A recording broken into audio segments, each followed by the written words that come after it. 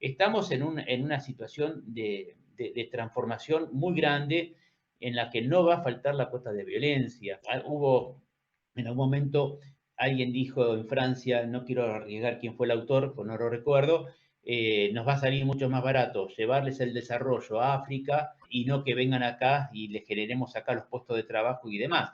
Entonces, el mundo está en una gran transformación, en una profunda transformación. Y yo creo que los organismos se tienen que adaptar a eso. Y las fuerzas de paz, no sé, como que a uno le da la sensación que en un momento determinado no van a alcanzar para cubrir todos los escenarios de conflictividad que se puedan dar en este mundo convulsionado. Que también hay que tener en cuenta en esta agenda, que es la aparición del soldado privado, los ejércitos privados a disposición de los estados, donde evidentemente el lucro es lo que los motiva.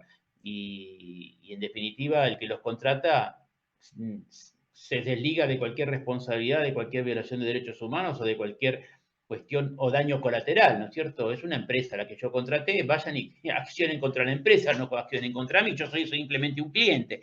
Está claro. Así que estas son cosas muy interesantes que tenemos que poner en el tapete. La crisis de los estados, la crisis de la globalización, la crisis de los organismos, en definitiva, yo creo que la palabra que hoy tenemos que acuñar es la de crisis, en grande, con letras muy grandes. Y yo creo que no tiene cabida. Naciones Unidas, ¿desde dónde puede llegar a resolver esto? Yo creo que es cada país va a tener que resolver su propia realidad con los recursos que tenga. Yo te doy un dato histórico, el movimiento piquetero como movimiento, como estrategia de la izquierda, empezó a elaborarse a fines de la década del 80. Así que llevamos casi 40 años de preparación, o sea que lo que estamos viendo nosotros ahora es el proceso resultante de una evolución. Y esto no lo vas a resolver en 2 días, algo que lleva 40 años de madurez. Primero que la guerra sigue siendo el acto más irracional del hombre en cuanto a acto de violencia. Y segundo, los intereses económicos, porque toda ciudad destruida tiene que ser reconstruida. Yo creo que Ucrania no va a llegar a terminar de pagar todo lo que en armamento le están dando y todo lo que te significará reconstruir las ciudades destruidas. Síntesis, mi querido amigo, la guerra es un hecho integral, complejo y muy difícil de poder resolver. Lo que tenemos que ver es que lo que se está jugando en la región es un proyecto internacional de la cual nosotros no vamos a ser ajenos.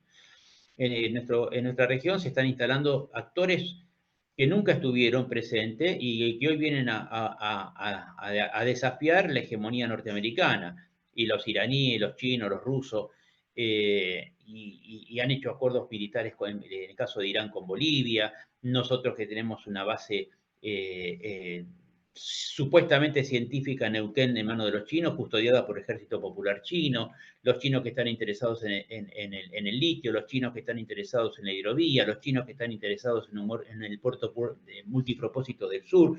Es decir, a todo esto hay un contexto ideológico, es decir, el fin de la Guerra Fría terminaron los conflictos ideológicos, no en América Latina, porque a partir de la disolución de la Unión Soviética, en el año 96 se crea el Foro de San Pablo, que nuclea a todos los grupos de izquierda financiados por el narcotráfico, donde consideran que la FARC no es un grupo terrorista. Y ellos han ido elaborando una estrategia que les ha dado muy buen resultado, que es aprovechar las bondades del sistema democrático para llegar al poder. Y una vez que llegan al poder, lo primero que hacen es reformar la Constitución para perpetuarse en el poder. Y eso nosotros lo tenemos que tener muy en cuenta. Hay un congreso del Foro de San Pablo que se realizó en la ciudad de Manta ya por el año 2000, donde acuñan el concepto de guerra social. Y el nuevo guerrero no es el soldado armado, sino que es el integrante del movimiento social alternativo, cocalero, piquetero, no sin tierra. Y bueno, este escenario de conflictividad, donde uno no sale a buscar teorías conspirativas, está escrito, es cuestión de entrar a los documentos y verlo. Y lo estamos viviendo, eso forma parte. Es decir, más allá de la situación puntual, conjuntural de la Argentina, acá atrás de todo esto hay un proyecto y el tema es descubrirlo, el proyecto, y por supuesto neutralizarlo, porque en el momento, como vos dijiste, que esto nos afecta a nuestra propia seguridad, la inseguridad de la Argentina va a repercutir en otros países y esos otros países van a decir, muchachos, o arreglan el estofado de ustedes o lo resolvemos nosotros. Y ahí corremos un riesgo muy importante, que de golpe el doctor Escudé en su momento lo dijo en un artículo del diario La Nación, terminemos con un restablecimiento de nuestro orden en manos de tropas de otros países, porque nosotros no estamos en capacidad de resolverlo. Es un gran desafío esto que estoy diciendo, ¿no es cierto? El tratar de adelantarnos, de anticiparnos a lo que pueda venir, para lo cual tenemos que hacer un muy buen diagnóstico de lo que nos está pasando, cosa que no veo que se esté haciendo. Bueno,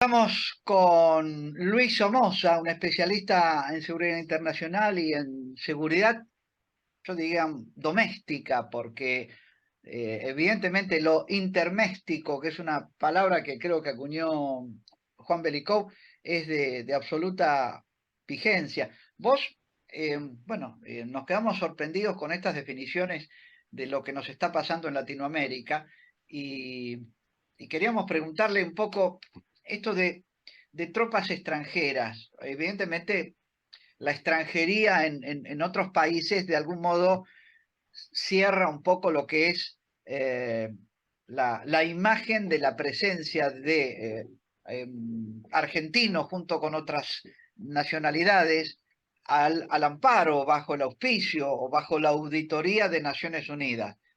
Es verosímil pensar que en caso de desmadrarse estas situaciones, esto que a veces pasa en Ecuador, este planteo que pareciera como que lo inmediato posterior a asumir una presidencia en varios países, estamos hablando, no sé si Perú, Ecuador, ahora mismo en Colombia con el que está en vigencia, es que tienen que ir a la cárcel. Esta locura que parece que se está viviendo, ¿tiene alguna explicación?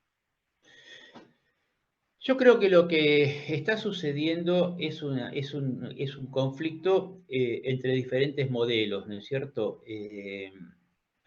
Y esto de alguna manera lo estamos viendo ahora en la campaña argentina, de quienes dicen vamos a los BRIC y vamos a asociarnos a China, y del otro lado gente que dice asociarnos al BRIC es un error, nosotros no tenemos que estar del lado de los chinos. Entonces, esto llevarlo a nivel regional. Es cierto que lo que nosotros llegamos a vivir cuando éramos jóvenes, el característico clásico golpe de Estado, donde los militares se hacían cargo del poder, ante lo que llamaban un vacío de poder, hoy lo se resolvió. Hoy los cambios presidenciales que ha habido fuera de la normalidad han sido, si se quiere, legales, porque han aplicado artículos de su propia constitución y así es como han destituido presidente.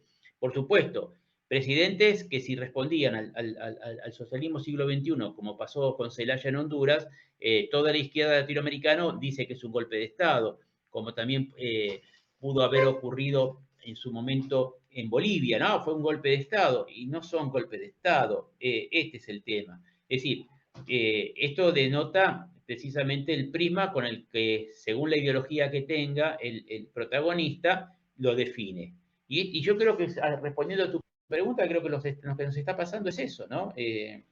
Estamos viviendo ese nivel de conflictividad que yo al comienzo referí a nivel global, muy particularmente en lo que es en nuestra región, ¿no es cierto?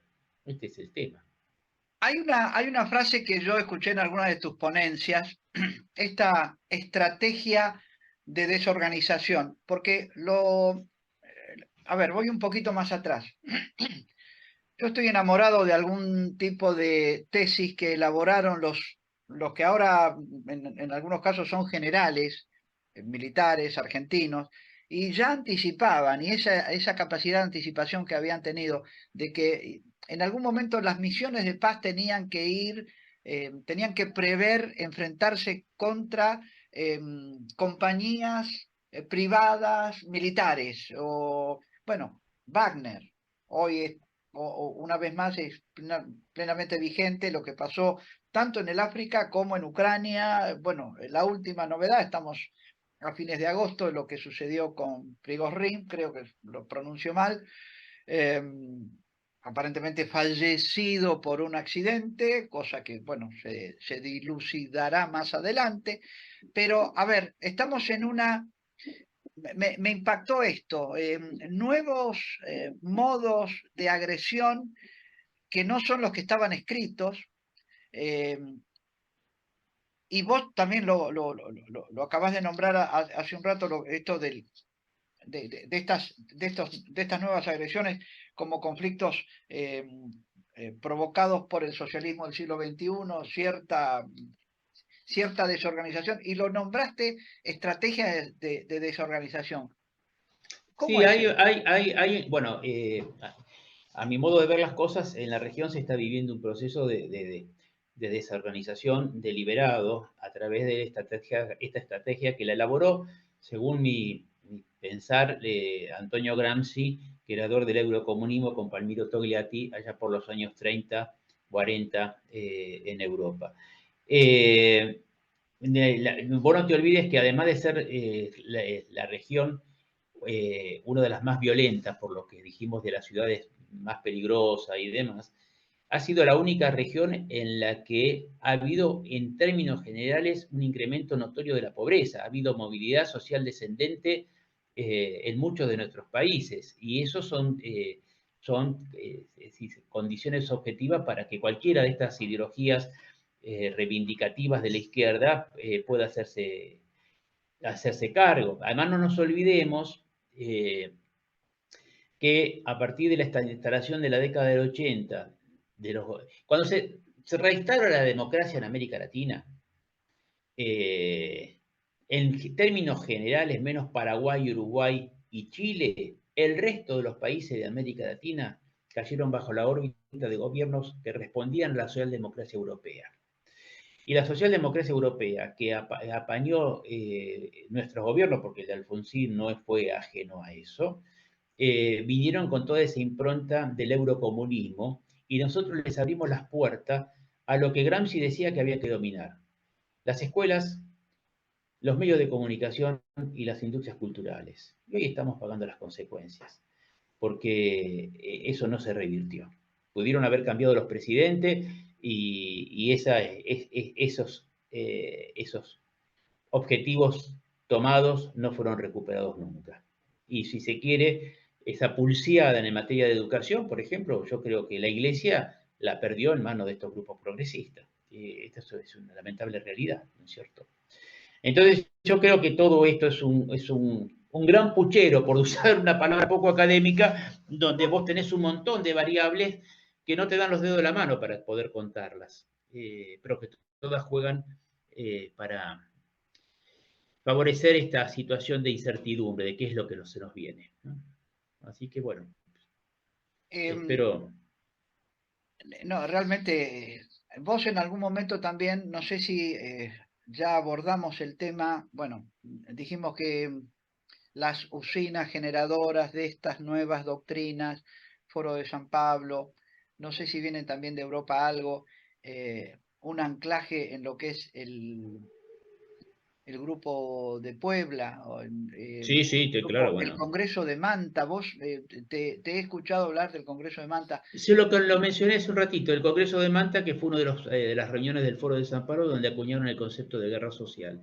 Sí, sí, y que Guerra el social. guerrero es el integrante de los grupos sociales alternativos, cocaleros, piqueteros, no sin tierra, eh, pueblos originarios y todo lo que ellos consideran que son los excluidos de los modelos neoliberales, y aparece ahora el tema de los LGTB bueno, y todas esas cuestiones que estamos viviendo, ¿no es cierto? En los 70 nosotros hablamos de gimnasia revolucionaria, ese caldo, ese ambiente que, bueno, ahora ya lo podemos hablar de la acción insurreccional de masas, este, esta inclinación o esta epifanía que a veces cuando uno entra a una universidad chorrean las paredes de lo que es la arrogancia de lo insurreccional, de lo que es todo bueno, De la, todo la lo que es imagen contestatario, porque es todo es cuestionamiento. tal cual. Eh, Esto también de los movimientos que vos nombraste sociales alternativos. eh, eh, ¿Qué hacemos? ¿Cómo se puede encarar? ¿cómo será el way ahead? ¿Cómo podremos vivir ese futuro como para ir dándole un cierre? En esto, Naciones Unidas, ¿intervendría? No. Y yo creo que no tiene cabida. Naciones Unidas, ¿desde dónde puede llegar a resolver esto? Yo creo que cada país va a tener que resolver su propia realidad con los recursos que tenga.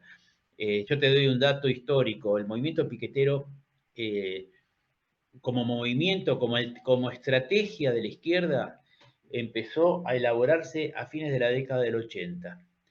Así que llevamos casi 40 años de preparación, o sea que lo que estamos viendo nosotros ahora es el proceso resultante de una evolución. Y esto no lo vas a resolver en 2 días, algo que lleva 40 años de madurez y donde ya las consecuencias están a la vista. Ponete a hablar vos del piqueterismo. Hay 3 generaciones de argentinos que no saben lo que es trabajar. No hay cultura del trabajo. ¿Y eso cómo lo revertís? Tenés hoy una cantidad de jóvenes cometiendo delitos, porque si vos mirás los videos de las acciones que cometen estas bandas motochorro y demás, son todos jóvenes. ¿Cómo lo resolves eso? Alguno dice, hay que matarlos a todos. No, es imposible. Vamos a meter los presos a todos. Imposible. Ponete a pensar de una cifra vieja, que ya en algún momento lo hemos hablado en otra intervención. En su momento había 1,5 millones de jóvenes que no estudian ni trabajan.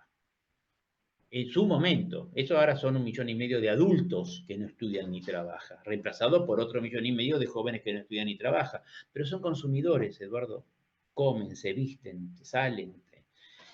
¿Cuántos son los que puedan trabajar de una economía informal o una precariedad? ¿Cuántos son de esos que trabajan, que viven del delito? Vamos a suponer arbitrariamente el 10%. ¿Dónde vas a encerrar 150.000 jóvenes para...? ¿Te das cuenta que no es una solución tan fácil? Vuelvo al servicio militar. Vos vas a meter a estos jóvenes en el servicio militar, instrucción militar, acceso de armas, a gente que además hasta tiene todo un discurso en la cabeza de lo que es el militar, el cuartel, el uniforme y todo eso. No es tan fácil como la gente cree. No es tan fácil. Y siempre, de alguna manera, creando el servicio militar y trasladando la responsabilidad de lo que tiene que tener el Estado a una de las instituciones del Estado, es seguir denigrándola, porque el ejército o la armada o la fuerza aérea no están para resocializar, están para instruir, que son dos cosas diferentes. Bueno, estamos, después de haberlo seguido en otras dos oportunidades, seguimos con Luis Somoza en esta oportunidad que nos brinda de estar hablando con cascos azules.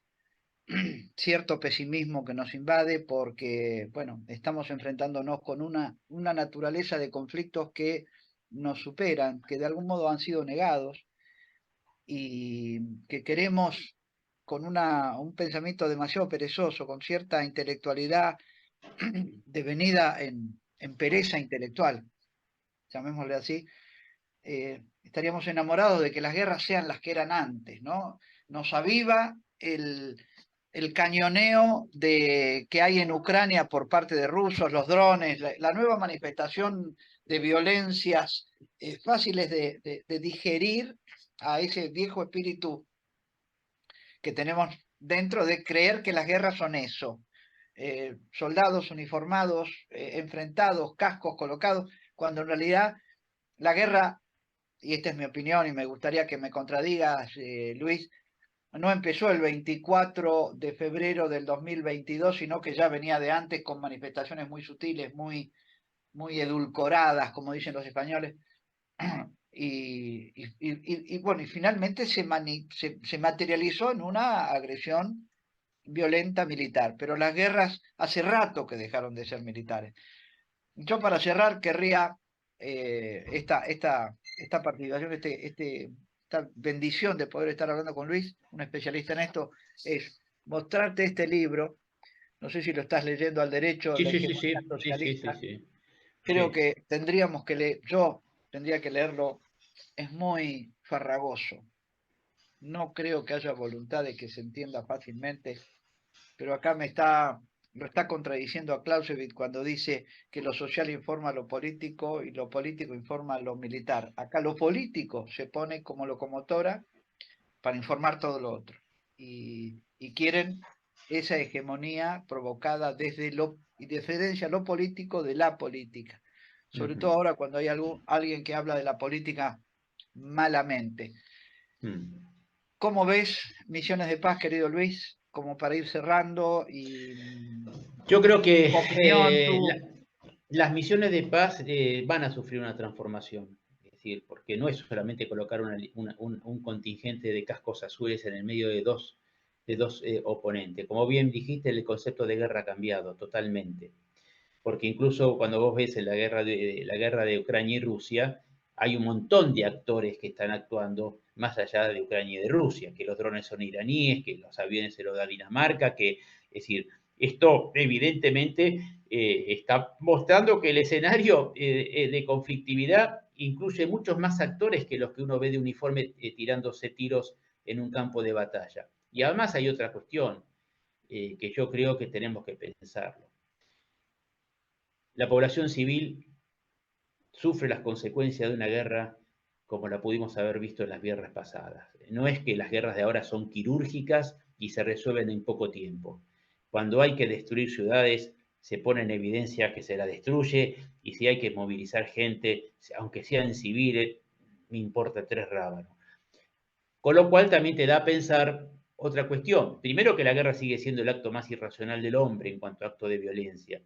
Y segundo, los intereses económicos, porque toda ciudad destruida tiene que ser reconstruida. Yo creo que Ucrania no va a llegar a terminar de pagar todo lo que en armamento le están dando y todo lo que te significará reconstruir las ciudades destruidas. En síntesis, mi querido amigo, la guerra es un hecho integral, complejo y muy difícil de poder resolver tan fácilmente. Las siguientes instituciones y empresas, preocupadas por el presente y el futuro del país, apoyan a Cascos Azules, argentinos por el mundo en misión de paz. Sociedad Militar Seguro de Vida, respeto a la dignidad de personas y a su diversidad, estricto cumplimiento de la legalidad, objetividad profesional, integridad personal e institucional, transparencia. Son solo algunos de los principios que rigen a la más sólida institución para los servidores de la nación. Fundación de apoyo al Instituto de Ayuda Financiera para el pago de retiros y pensiones militares. 30 años trabajando para cumplir con los requerimientos del Montepío argentino. Respaldo a la institución que cuida el futuro de los uniformados, mejorando la calidad de los servicios ofrecidos a beneficiarios y beneficiarias de todo el país. Amugenal, ayuda mutua del personal de Gendarmería Nacional. Amugenal está cuando nos necesitas, en todo el territorio nacional, con sus 62 sedes para brindarte prestaciones y servicios de primer orden. Amugenal, sentite cerca. IOSFA, Instituto de Obra Social de las Fuerzas Armadas y de Seguridad, la obra social de las Fuerzas Federales Nacionales. Para consultas, comunicate al 0800-222-3300 o www.iosfa.gov.ar. Coto, Centro Integral de Comercialización Sociedad Anónima, una empresa argentina hecha por argentinos que engrandece al país. Porque una empresa que exporta es un país que crece. Y la colaboración de Gendarmería Nacional, Estado Mayor Conjunto, Armada y Fuerza Aérea Argentina.